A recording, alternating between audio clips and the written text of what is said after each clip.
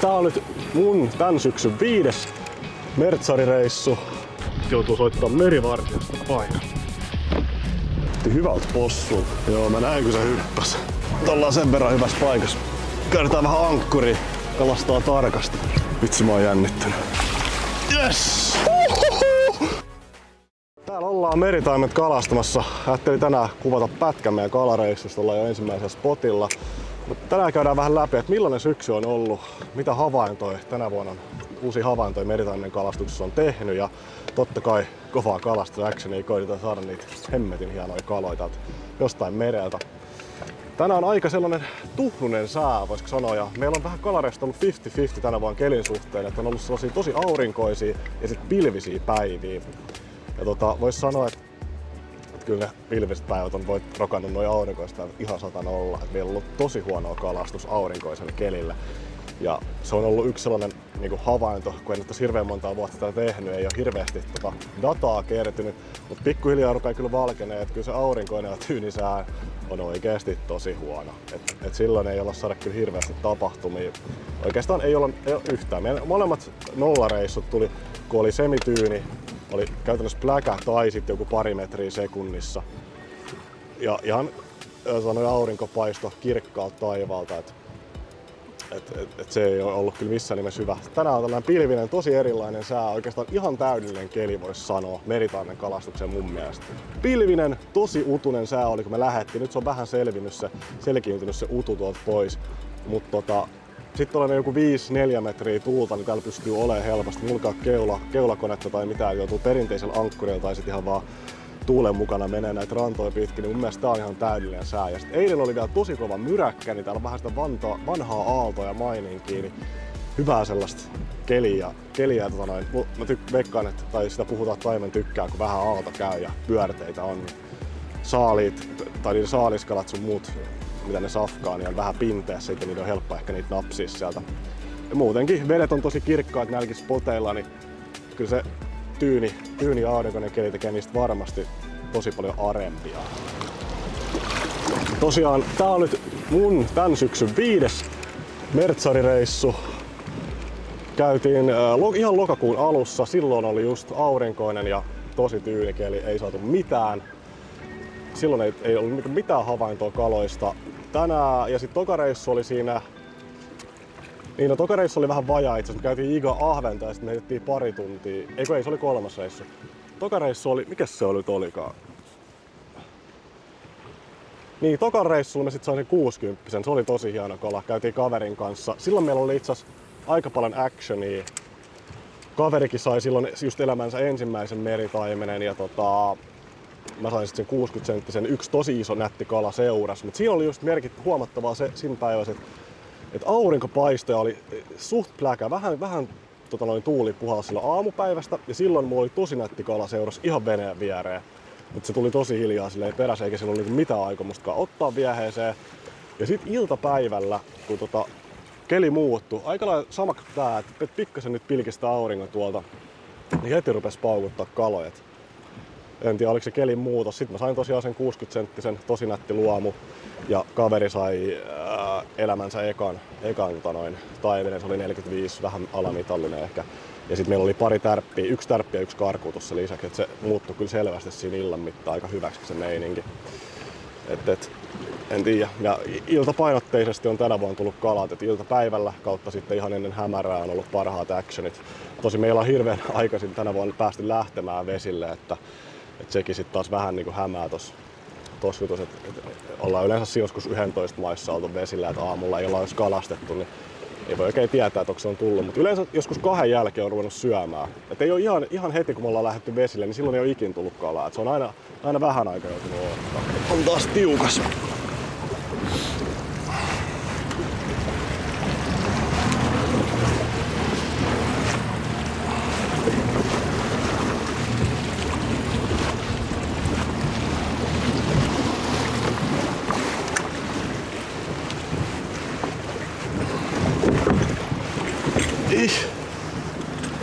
Tervettä rakkolevää. Sitten jatketaan matkaa.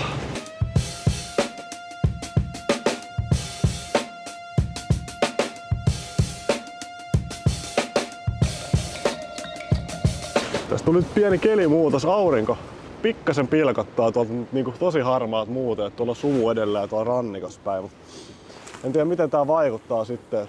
Aika hiljasta on toistaiseksi ollut. Ollaan koluttu nyt eri mestoja ja itse asiassa nyt mennään kyllä vauhdilla rantaa päin, mun pitää kohta ohjaa, mutta nyt ollaan vähän syvemmän veden reunalla, kun katsotaan jos siinä olisi kalaa. Kyllä toi kohta vetää taas pilveä, että ilta menee varmaan sit pilvessä. Se on varmasti hyvä juttu, mä koko ajan tähyilen, koska kohta menee matalaksi, mun pitää lähteä ohjaa. Joo, kun ei tuota keulakonetta, niin tää on välillä vähän kikkailua. Nyt on kyllä kiva tuuli siinä mielessä, että moni mesta, missä me ollaan oltu, mä oon kattonut kyllähän mestaa sen mukaan, että on kivasti päässyt regaamaan sitä rantaa. Et sitten vaikka ei niinku moottorit käynnissä, mutta moottoria kääntelemällä pystyy hyvin sitten sitä liukuu säätelemään, niin ollaan kyllä nätisti tällä tuulella pystytty kalastamaan. Oikeastaan aika optimiolosuhteet tänään. Joo, tää ranta nyt alkaa olla aika lailla tässä, siirrytään seuraavaan mestaan. Mut tosiaan toi näyttäis nyt. Siinä on pikku aukko taivaassa ja sitten on muuten ihan harmaat kaikkialla. Niin kyllä se kohta varmaan taas vetää pimeäksi.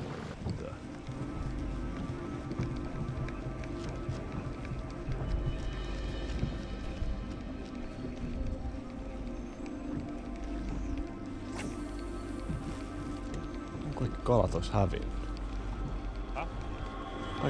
Nyt on. Siis mä just sanoin, että ihan kuin kalat ois hävinnyt. Oi. Näytti ihan mitalliselta.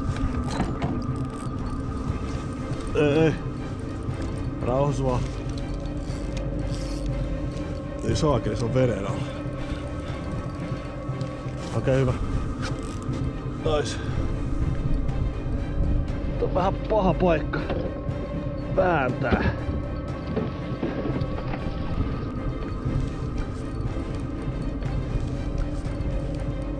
Ihan nätti. Okei, se taitaa tulla kohta. Laita kamera.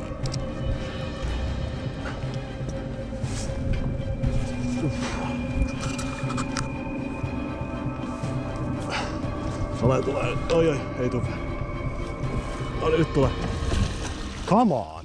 Yeah! Taitaa olla mitallinen. On ihan siinä ja siinä. Noniin. Kala irti. Hieno luomukala. Tää on varmaan aika lailla tasan 50 senttiä, ei nyt jaksa rupea mittailemaan.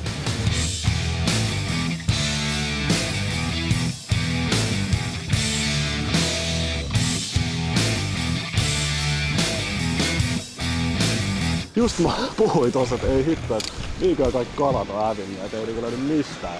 Kesken kun höpöttelin siinä, niin sit tartti kiinni. Oikein kyllä usein nappaa aina ekalla heitolla siihen spottiin. No, mä saat 50-50, nyt kun vaan heittää sen ekan. Nee. Tosi harvoin on tullut silleen, että on niinku monta kertaa heittänyt samalle alueelle. Mäkin heitin tohon noin ekalla heitolla. Bam. Oho.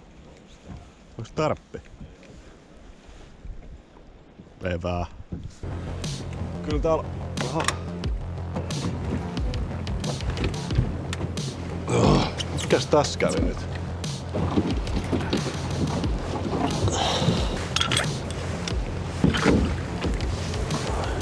Ja mä en tiedä miten tää on päässyt käymään, mutta siis tuolla on köysi nyt joutunut tonne moottoriin. Onneksi on tällainen iso köysi ja nyt on kengät. Mikä köysi tää on? Onko random köysi? Onneksi se lähti. Kyllä merivartiosta tulee aina, mutta ei jaksa niitkään kyllä hälyttää. Jes. Toimii. Huhhuh.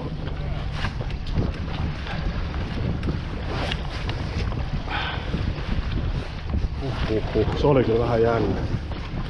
Kelasin, et oikeesti käynyt. Joutuu soittaa merivartiosta paikalle. Kalastuspäivä jatkuu. Oli kyllä vähän virhe, pitää olla tarkkana. Onneksi ei käynyt pahemmin.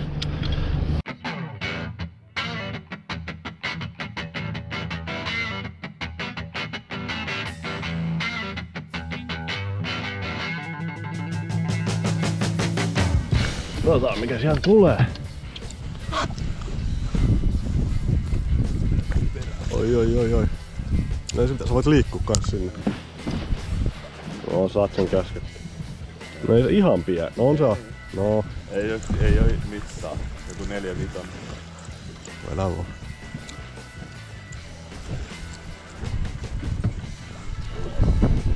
Oi.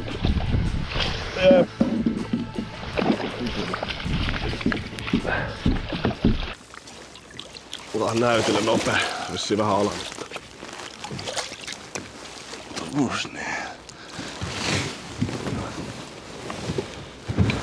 Tollanen.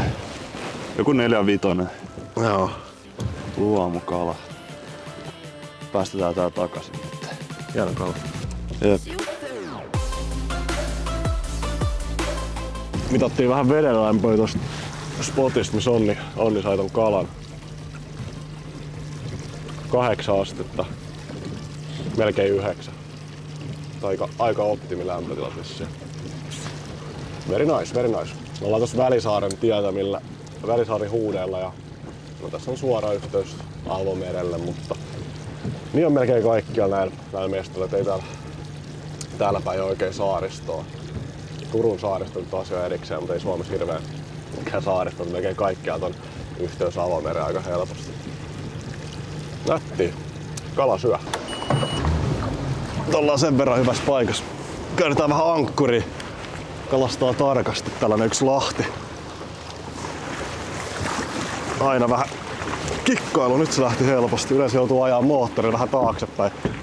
Se on niin hyvin kiinni sitten. Se on kyllä positiivista, jos se jää kiinni. Välillä se jää kiinni ja sitten on nätti lipu kalapaikkaa kohti. Ja tajuu, että ankkuri ei jäänyt kiinni ja sit sä oot kalapaikan päällä ja hirveä show. Varsinkin kovemmalla kelillä. Ja nyt varsinkin kun kalastaa aika matalaa mestaa, niin se ei oo hirveä jees olla sit siellä kivikoiden seassa.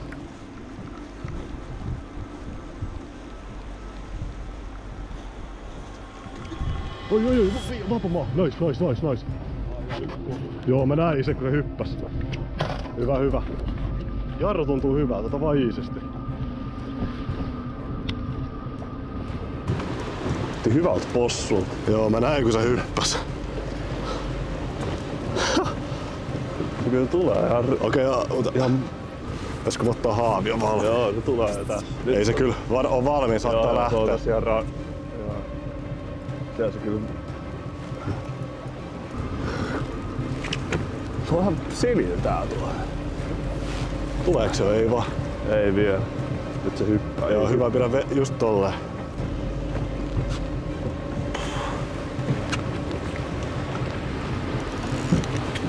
Saat. Joo, nyt. Oi, hyvä.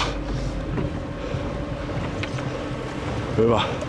Niin eikö sä voi tuoda se väsytellä sitten tälle puolelle? Vitsi, mä oon jännittänyt. Kohta se saattaa tulla. Nyt se tulee. Nosta vaan. Yes! Se tuli aika kilti. Niin tulikin.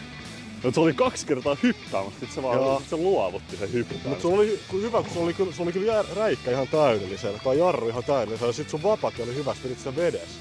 Siinä on kyllä ruokakalalla A-luokkainen.